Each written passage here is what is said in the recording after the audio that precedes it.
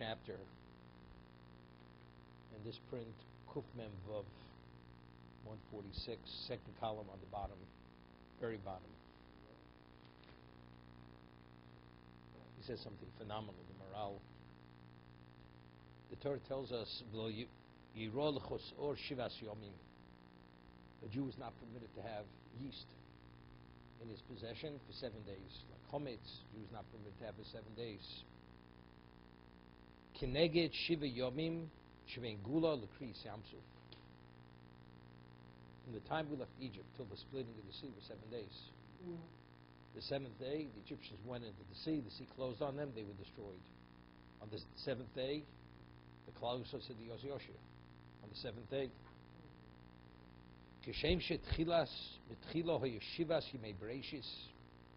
just as initially there were 7 days of creation, and creation culminated with the seventh day, just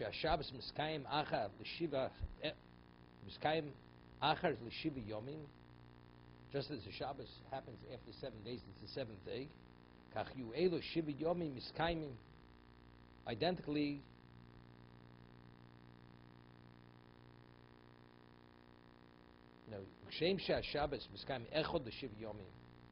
just as the Shabbos is one of the 7 days and it's the seventh day, these 7 days are also in place. Shenemar, v'shamarta chukazos, right? There's a mitzvah zechirus to remember that particular time.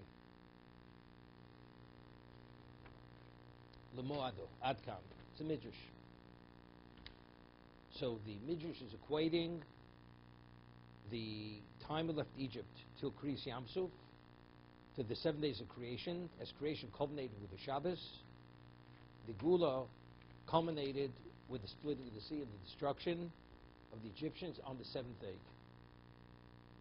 There's a mitzvah zechirus Mitzrayim, or on Pesach, the mitzvah to remember, to remember that event. We left, this was the beginning of the redemption, and the redemption was complete with the destruction of the Egyptians.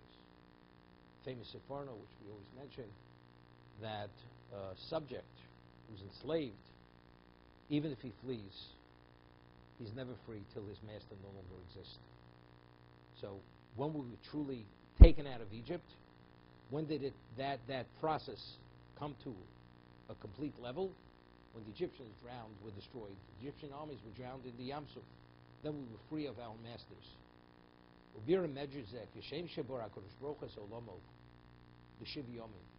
Just as the creation process was a 7 day process, and there's a mitzvah to remember the Shabbos. What is Shabbos? Every day of creation was part of the process, but ultimately, when was creation complete? The 7th day, the 7 days of creation.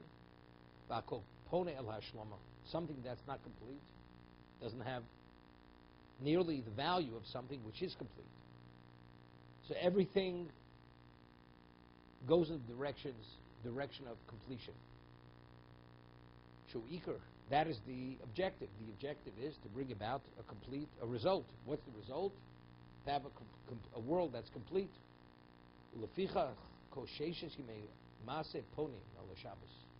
What is the value of every one of the 6 days of creation? It's all actually goes in the direction to bring about what? What's the end result? The end result is a complete world. Therefore, we have to remember the objective. What was the objective of creation? The objective of creation is Shabbos. That the world should come to a completed state. Right? What do every day we say the Yom? Hayom Yom Rishon b'Shabbos, Sheni b'Shabbos. This is always remembering, and where are we going? What direction are we going? Everything goes in the direction of the creation being completed. He says something here. What is the objective? What is the value of leaving Egypt? We, the Jewish people, we left Egypt. Will explain. This completes the world order. Until Egypt, there were only 70 nations. When did we become a Jewish people? As long as we were slaves in Egypt, we were not a people. We became a people when we left Egypt, as he will explain in a moment. That's when we became the 71st nation upon leaving Egypt. And that was meant from the very beginning of creation. The beginning of creation was meant to be how many nations? 71 nations. The 70 root nations, we are the 71st.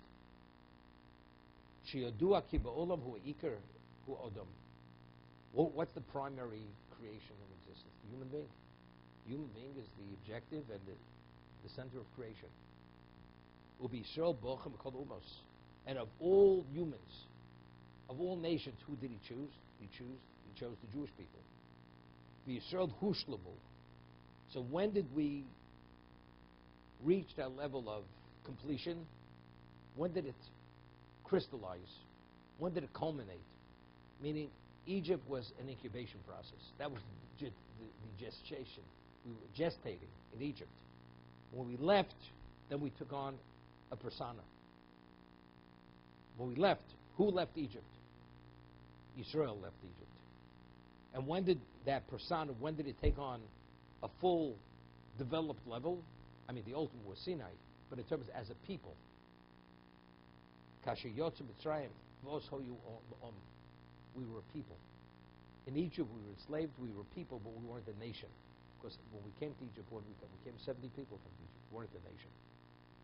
We proliferated, we were great numbers, but as a people, we only became a people when we removed from our masters. Now we became independent. So the process to become a people, to reach its fullest as a people, I'm not talking about a spiritual nation. Spiritual nation that came to Sinai.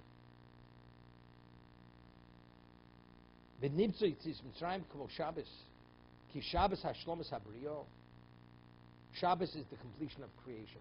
That's the physicality of the world. That is what? That's the progeny of the world. Toldus means the nations of the world. Among people, when did the process of people finish developing nations? It finished with Klal Yisrael becoming a nation. If there were only 70 nations, it's not complete. It's not complete. It's still in formation. He had originally added Odom Chaber, Cain and Hevel. That's not the world. That's mankind. Now, mankind is meant to proliferate.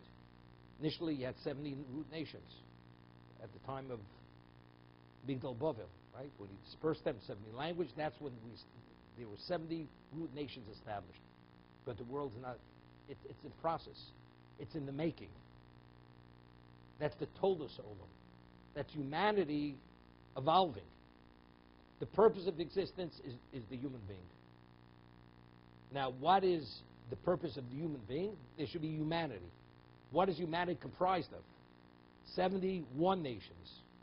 So until we left Egypt, to become a people, we weren't at the point of reaching a level of culminating the process of people, of peoples.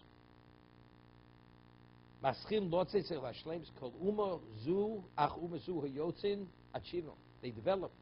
One nation after another came into being. Until you had 70 nations.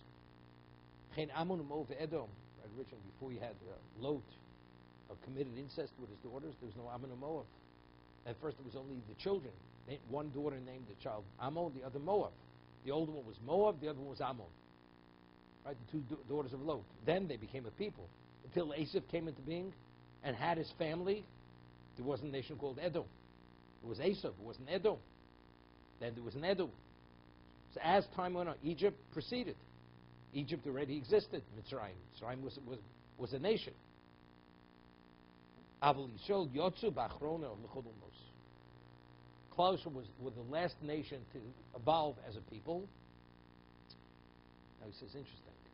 The human being was the objective of creation. When did he come about? At the end. But that indicates he is the primary player. Who is the last nation to come into being? That means the evolving process till the end. What did it culminate with? So we are the equivalent of Adam at the end of creation. This is similar to the creation. In creation, the last aspect of creation was the human being. Yeah, terrific. The Navi says, you're classified as Adam. The nation is not Adam. Just as Adam was the essence, was the last aspect of creation, and the objective was for him, identically, all humans, the involvement was all to bring about that perfect person or nation who has the capacity, which they don't have the capacity. Right? The human being shares a lot with the animal. That's in the physical makeup. But in the spiritual potential, has no relevance to spirituality. The human being has. But what about the ultimate level? Right? So the nations, there is a commonality with us, but in the essence, they're not comparable. Like the ape and the human being, there's a semblance of comparison, but we're worlds apart. Identically, the nations and Klal Yisrael, there's a semblance of comparison, but it's worlds apart. Vaskashi Yotzi Yisrael hoyomer ha'olam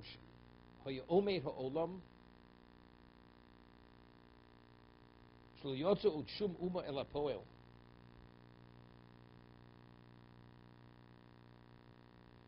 He says, only once Klal Yisrael came into being, now the world was established as a world. The world is meant to have nations. So until we came into being, the world didn't have yet the nations that it was supposed to have.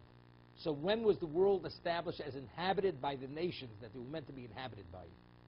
When Klal Yisrael left Egypt. Now we have 71 nations. Now he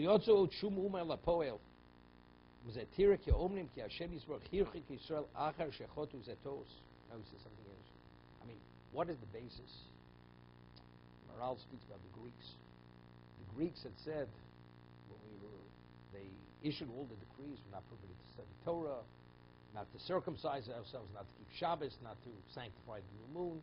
They said that every Jew has to take the horn of a cow and write on it, Ein lanu chelik v'elokei Yisrael, that we have no share in the God of Israel. What was that all about? Because they said to us, who you for? You have a relationship. Ultimately, a relationship deteriorates. Okay, a woman, God forbid, could have committed adultery. But if they're married, the wedding night, the wife should commit adultery. What does that say? Was there ever a relationship? There was never a relationship. Here, God takes you as a people. 50 days later, the marriage takes place. 40 days later, you're already doing idolatry, the golden calf. Was there ever, what does that indicate? There was never a relationship. That's what the Greeks said. Who are you trying to delude?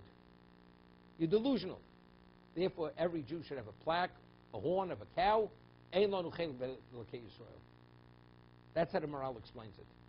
So therefore, he says, based on what we're saying now, the world did not come to its completion because the world is meant to have nations. How many nations? 71 nations. What we hadn't seen it, that proves that you're not a nation. It proves nothing. We somehow, we messed up. We failed seriously. But it has nothing to do with what our essence is. He explains. That we were disenfranchised. He said that we were disenfranchised. After we sinned, that's a mistake. It's a mistake. Why? When we split creation, everything that was created is essential to creation. And if it doesn't exist, it's lacking in creation. If we would be disenfranchised, that means the world is not complete any longer. The world is meant to have 71 nations. Well, you're no longer God's people. But that brought the world to a complete state. That was the finish. The world now is established, fully functional. Anything that was created remains created for what God destroys this world. Says it's time that I will it, it should no longer exist. But as long as He wills to exist, this is the profile of existence.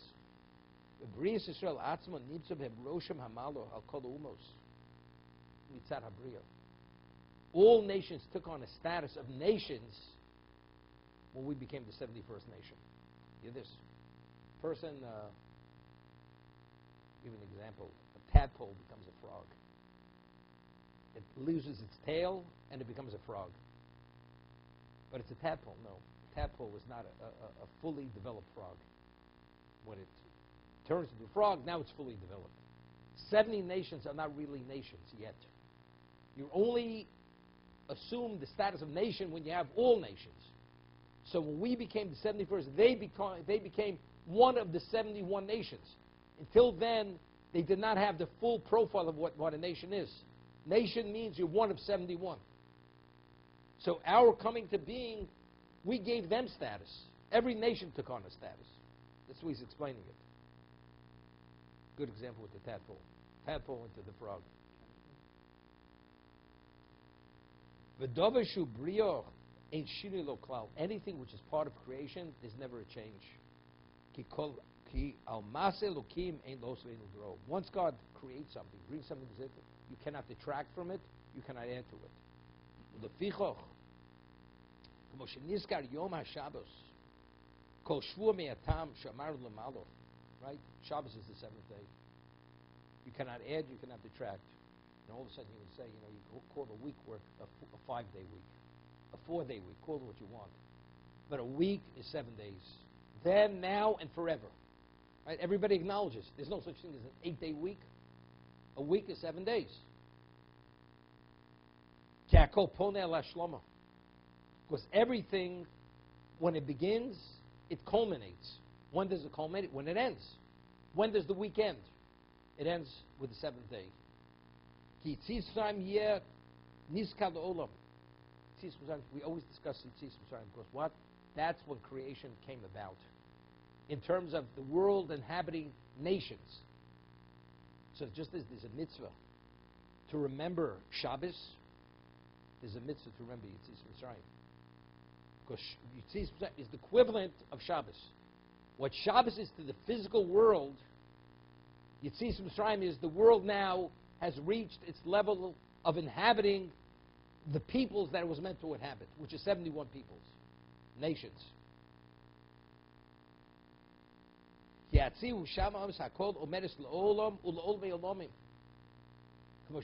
anything God creates is permanent. He says, what I'm saying is absolutely clear without question.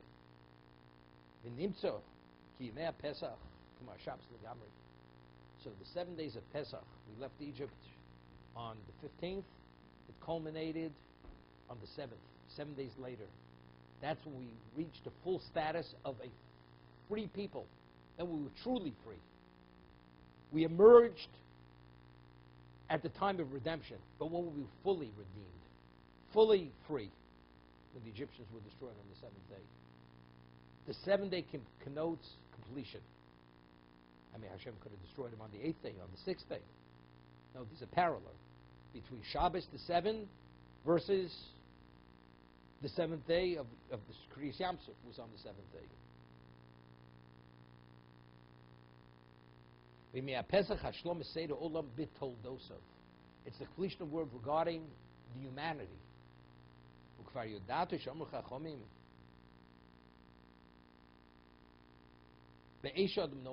Every human being is born under a star. That's the zodiac.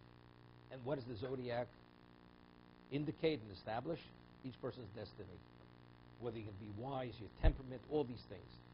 The only thing you cannot is what? Is tzaddik v'rosha. Evil, good, but in terms of temperament, you can be poor, you can be rich, you can be wise, you can be foolish, you can be sickly, whatever it is. That's all there. You can have, like the Gemara says, that the person is born under, it's called the red star. You have a tendency to murder, to be a murderer. So what should the person be? He should either become a moel or a shochid. So you're expressing that inclination in something which is not destructive. Circumcision and what? And slaughtering, ritual slaughtering. So that is established from the very beginning. But it manifests itself. When you're born, it's an infant. Almost a non-functional little child. But as the child develops and evolves and matures, he will become that. Whatever the star said. Whatever God established it's meant to be, it's what's meant to be. At the beginning, creation says there's going to be so many nations, so many peoples. And what is the objective of everything? The objective of everything is there's going to be a Klal Yisrael.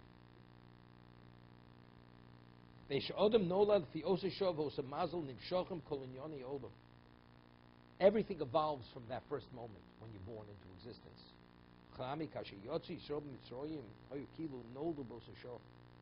That's what we came. That's our birth. When was the birth of the Jewish people? When we stepped out of Egypt.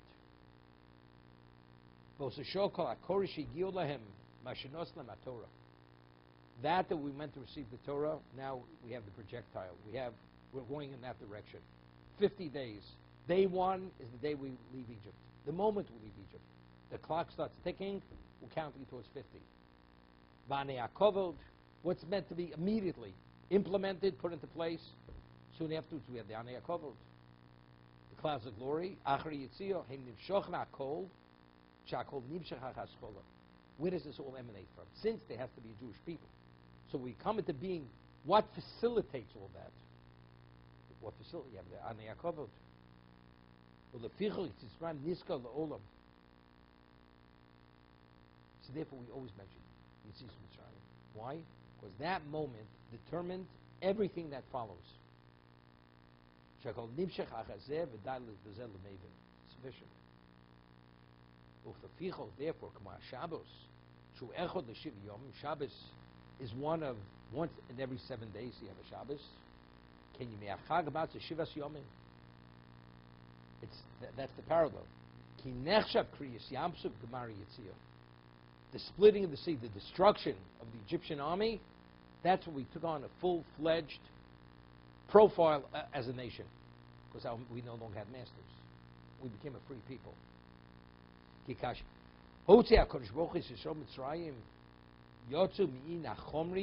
very important. We left a state of being totally physical, because we discussed what are the Egyptians called Chamorim. As the Maral explains in many places, that why Egyptians compared to the Chamor, because of all 70 root nations, they're the most devoid of spirituality. They have the least capacity for spirituality. Therefore, everything which is impure, everything which is perverted and depraved is Egypt. We're talking Tovas Mitzrayim, we're talking about the sorcery, the witchcraft, the idolatry. All that's Egypt. Why? Because when you have less spirituality, the greater the void, the greater the other. So that was the ultimate in Chomer, in material, in physicality. Well, Yisrael Govrim Aleim, but we were able to overcome that when we left Egypt. We broke loose of that.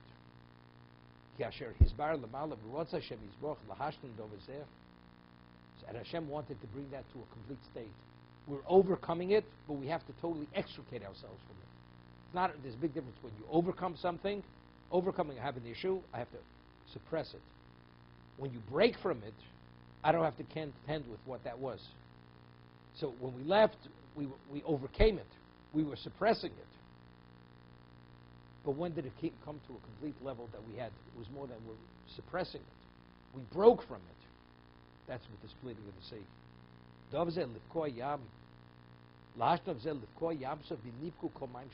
the sea split, every body of water in the world split. Rashi cites Medrash that even a cup of water, any vessel that had water split in the vessel. All water in the world split. Shamayim,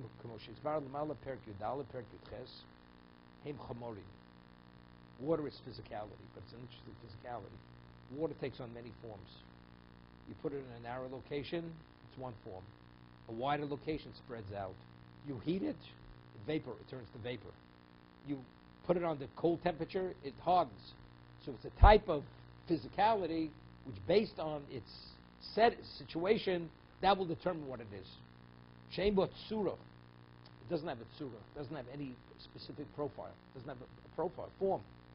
Kasher boka yamsu v'yotzu v'charovo. God split that water.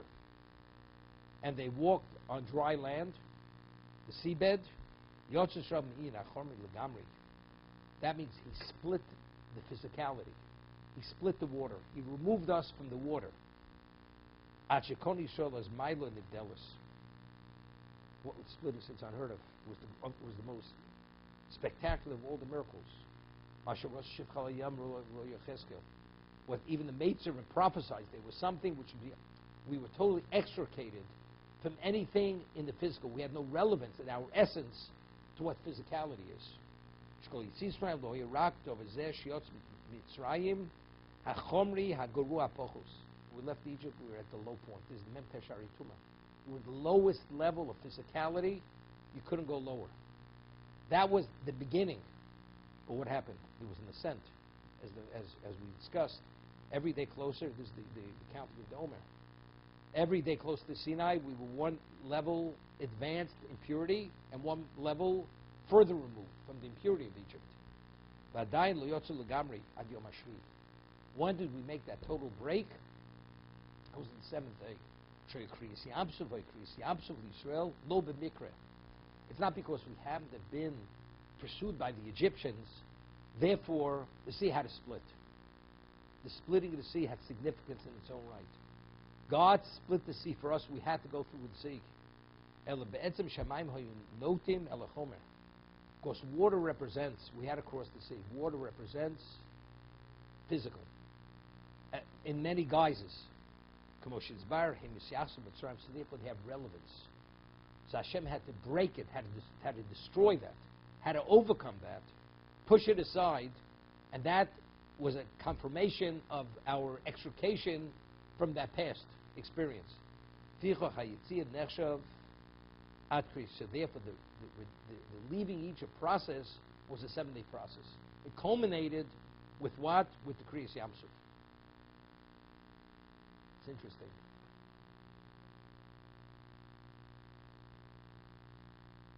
Max Bechoros, nobody denies, was the end of Hashem. And in retrospect, even the first Malchus. Right? Then they understood. They said, Kulon Mason, we're dying, so on and so forth. But the Jews recognized it. We say Shira on the 7th day. Why did you say Shira before? Why did you say Shira before? The moment you left Egypt, you should say Shira. Thank God that you left Egypt. We don't say Shira. Why? Because leaving Egypt, that's the beginning of the process. Right? You say Shira when you finish the process. The process is Kriyas Yamsuf. That's the completion of the process. That's when the Gula is complete. It's only starting with the leaving.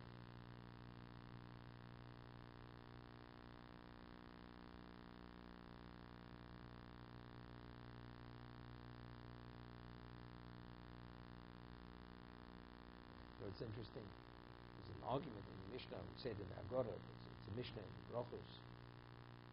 The obligation to say Yitzis Mitzrayim is only a daytime obligation or even a nighttime obligation. That means the third paragraph of the Shema. So why is it even a nighttime obligation? Although in reality we only left in the morning. When did the firstborn die? At midnight. Midnight of the 15th. You're leaving Egypt. Meaning we're already the equivalent. That's when the process started. Now, what is the killing of the firstborn? You know what that means? Every firstborn was destroyed. In terms of, even though physically we didn't leave. Why is that any different? The firstborn is the most valued. By a parent, by a people. Paro was the firstborn. He lived. But his firstborn also died. They all died, all the firstborn, regardless of who they were. So that means that's destroying the pride and joy in the physical sense of every family. That was broken. But that's the beginning and it's the end. Why did God bring the Makas Bechoros? To destroy them, and we were beneficiaries of that. Why did God split the sea? He said this is not Nikra. It's not because only we were pursued by the Egyptians. It was the whole idea, it's splitting the water. Egypt represents physicality. Water represents physicality in many guises. Split it. You have no relevance to that. He split it. We find Moshe Rabbeinu, who's put in the water, he didn't drown. The same. Did not drown. Of course, physicality had no relevance to Moshe Rabbeinu. Moshe wasn't a physical being. He was totally removed from physicality.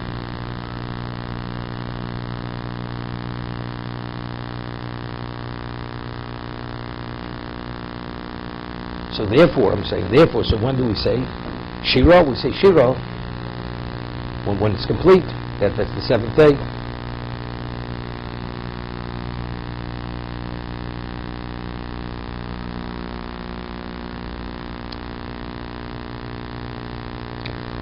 The Shabbos Shlifnei Pesach Nikra Shabbos Agol. The Shabbos that precedes Pesach is called Shabbos Agol. The great Shabbos. This is when the Jews, they were told each family to purchase a goat or a sheep, and they tied it to the bedposts. This is the Torah, cites the Midrash. And the Egyptians, they came into the homes of the Jews. They said, what is this all about? Because the sheep and the goat is what, this was the deity, they worshipped it. So they said, in 4 days, we're going to slaughter this. So the Egyptians, they gritted their teeth, turned around and left. Even though they could have reacted very violently, they didn't. Many things have been said about Shabbos Agol. Why is it called the Great Shabbos? Because at the Haftorah, it's called Shabbos Agol. It says before that great day at the end of time is going to come, since that's the Haftorah, they call Shabbos Shuvah. Why is it called Shabbos Shuvah? Because the Haftorah we read of Shabbos Shuvah, that's the Shabbos Shuvah, Hashem Kibbutz, Shuvah Yisrael, return. It's because the Haftorah, so maybe the Maral says it's called Shabbos HaGodel, because in the Haftorah we read on that Shabbos, it says, L'fei bo Yom Hashem HaGodel, and before that great, awesome day will come. They said, Nikra Shabbos HaGodel, Pirzeh, Ki Yitzis Mitzrayim Nikra Godel. The leaving of Egypt was considered great. Al Shem Gadlus Maso Hanoroim, because what did God display? His awesome acts. His awesome act of what? Miracles and wonders. She'osa upol kashiyotz Mitzrayim. Ulosid l'olam habo. He says, the end of time. Yiknut she'od madreg yoseg Elyona. The Jews will receive another level of advancement. That's the whole discussion. The Gemara says, it says, Kol Yemei Chayecha. It's the argument. What's Kol? Not only do you mention Yisrael now, but even after the coming Mashiach. Why shouldn't you? So the Gemara says, what does it now do? A person's traveling, and he meets a serpent, a python. He kills the python. The python could have killed him. So when he travels, he tells everybody about the miracle. He killed the python. Goes further, he meets a grizzly bear, and he kills the bear. Does he talk about the bear, the python any longer? Now he talks about being safe. Then he meets a lion.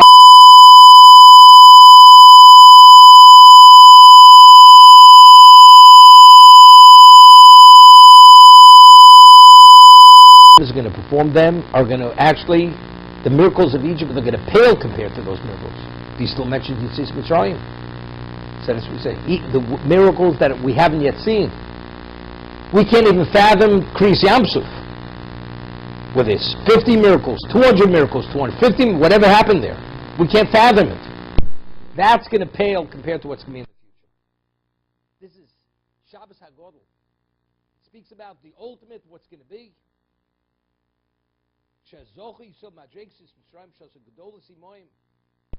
Klal merited the ultimate levels of miracles.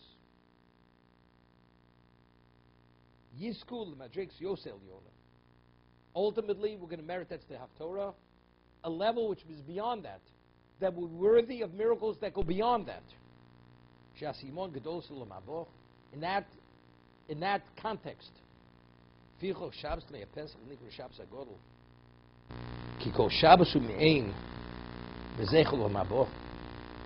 right? Shabbos is me'ein olam habo. Although it's, in the physical sense, it's a day like any other day, but in terms of its representation, what it is, it's a semblance of the world to come. What's world to come? It's not natural. But the future, Shabbos, that represents something which even goes beyond that. It's even closer to what olam habo is.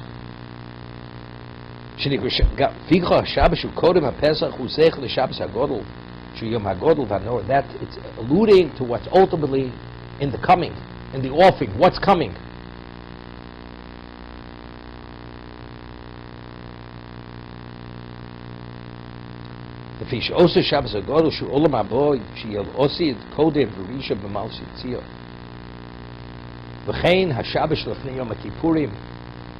Nikras Shabbos Tshuva, he calls it Tshuva. Shabbos Tshuva. It is Tshuva Yisrael, Ad Hashem Elokecho. Zeki Yom Kippurim hu Yom HaTshuva. Yom Kippur. What is the mitzvahs Hayom and Yom Kippur? To do tshuva. Shakol Shov Mel Cheskosam. Pretty sure you go back to your origin. Ayidei Mechilas HaKadosh Baruch Hu. Right? You're reinstated through forgiveness. Shu Mochalem V'Shov Mel Hashem. And God forgives you. Return to God. V'Shov Bon Mel Gvulam. Ze Yodua. Ubakach. What's the idea of Yovel? The Jubilee year. When does everything return? Properties return, slaves return. Everything goes back to its origin on Yom Kippur. What's Yom Kippur? We go back. When Hashem forgives us, we're reinstated. Everything returns to where it's meant to be. It means the original owner. What's our proper location? We belong with Hashem. Yom Kippurim doma l'zeh shem shovim min ha'ovom shem bohem. We engage in sin. V'shov min l'Hashem. U'l'osid lovo v'yom shekulu Shabbos yeh hakol shov el Hashem v'pchis olam hazeh. Why can't the whole world be associated with Hashem now? Because there is the impurities, is the physicality. But after Mashiach comes, the world's going to take on a spiritual dimension. Hashem will be able to what? It's God who can have relevance to the whole world.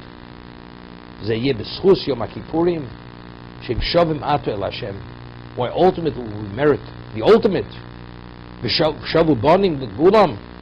Because on Yom Kippur we do tshuva.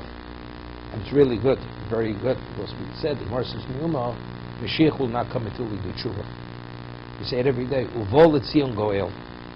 When would Uvol Etzion Goel? When would it go? L'shavi Pesha. When we do tshuva from Pesha, from defiance, from sin, then we talk about Uvol Etzion Goel.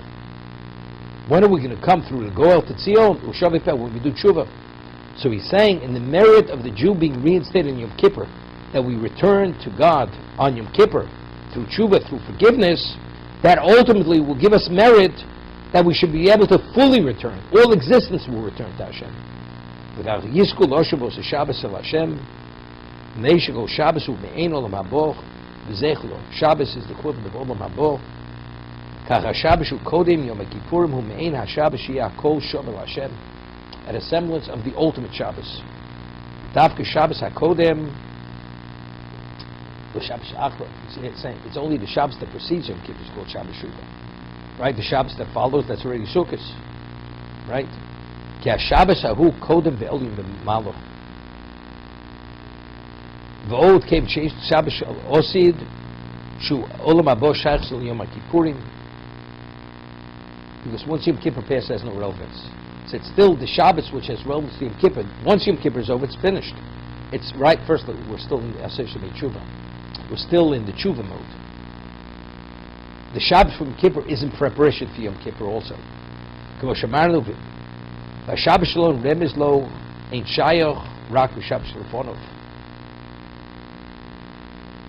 Shabbos we have, what's the Shabbos? The value of Shabbos we have is what precedes it. The days before it ends. The Shabbos before Yom Kippur, we're saying, has relevance to the upcoming, to Yom Kippur. Lo b'Shabbos shach Yom Kippur shekvar over Yom Kippurim, so zeh before. V'chein li Shabbos hagodol, hine yizbar ki Shabbos l'vei Pesach, yesh l'kroso Shabbos hagodol. The Shabbos of Pesach is called Shabbos hagodol.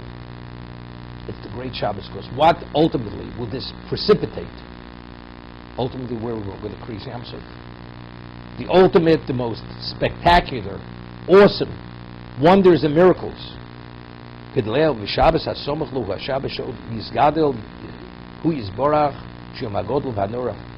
ultimately, what will that bring?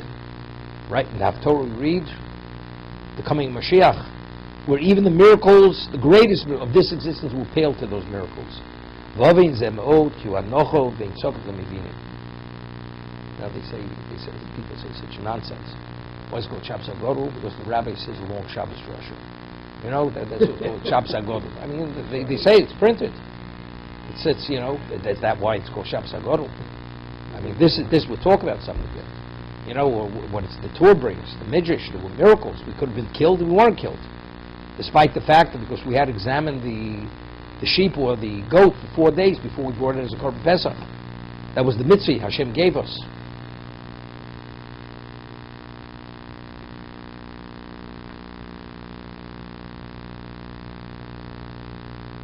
me, if you read the Ramchal, to appreciate the morale at a much more profound level, he said, the leaving Egypt, we broke from the material, from the chomer. That's what he said. The Egyptian is chamor, we broke from the chomer. We say in the Agora, if Hashem would take us Egypt, we anu vanenu nebonenu, we would be slaves to Paro. Afil kol chachomim, kol nevonim, kol zakenim, whatever level we are in our intellect, we'd still be avodah leParo. This question. So the Ramchal explains that the intensity of the impurity of the world reached a level that a person did not have the ability to make choices. Kedusha was so entombed, it wasn't really like a person, his absorption system, he doesn't absorb any nutrients, any minerals, the person dies. The Jews were so infected with this impurity, we had no relevance to Kedusha, no relevance to spirituality. Hashem extricated us from that we should have relevance to that. So we became like a new being when we took that out of Egypt. So that break, we broke from that.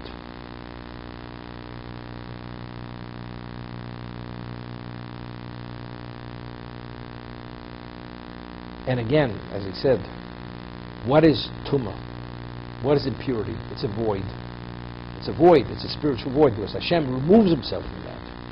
Like it says, when Odom made of the Eitz Hadas, originally the divine presence was on this level.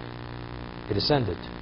It removed itself because Hashem wouldn't be associated with anything which is putrid, spiritually impure.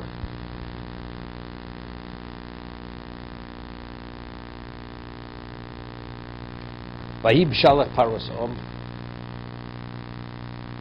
It's a famous question. We know there are different connotations. Om is usually a reference to the lowest echelon of the people. I mean, you say Vayi b'shal paros Yisrael. What's Vayi b'shal paros om? So the famous word from the Orach Chaim HaKodesh, Paro was no fool. Paro was concerned that after 3 days we're not coming back. We're going to worship our God 3 days in the desert.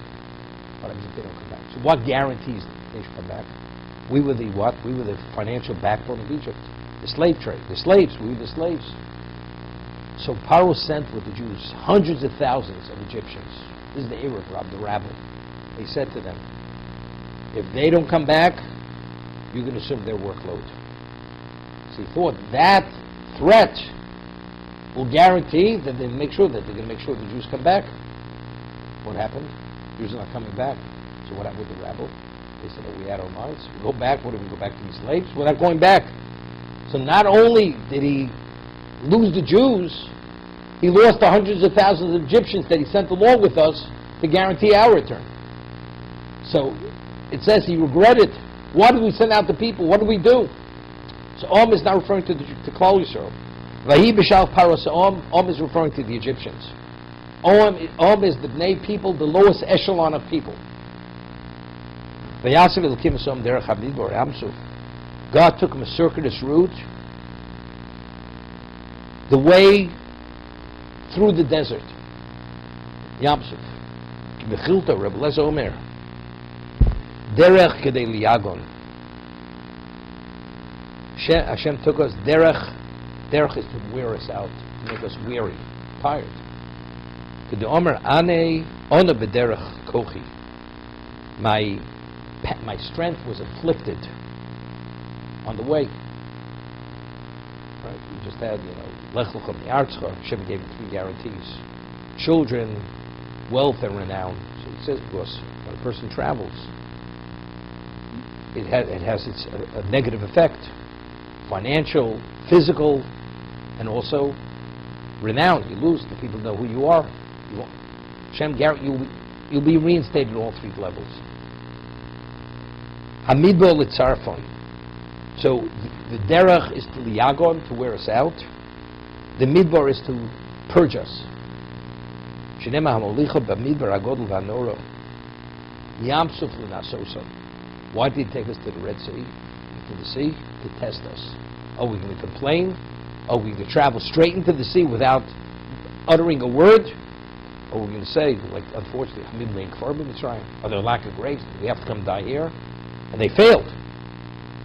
Shenema vayamru al yamsuf, al yam b'yamsuf. They defied Hashem. They rebelled against Hashem. They failed at the test of Yamsuf. They failed. Rabbi Shua Omer derech kedei litein lem haTorah. They took him on the derech that alludes to giving the Torah. Shenema mikol haderech hashetziva Hashem. Hamidbar kidei litein lem hamon. Midbar, he took us there because if you're in a location where you have naturally food and provisions, you don't need money. So he took us in a location that we should appreciate that we need the money. That's why he took us into a desert. Where did he feed us the money? In the desert.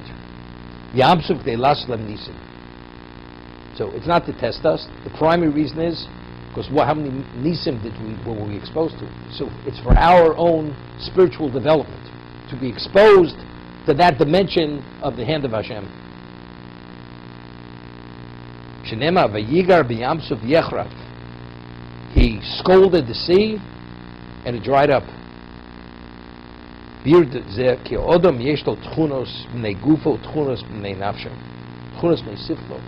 have all kinds of inclinations, or all kinds of temperaments.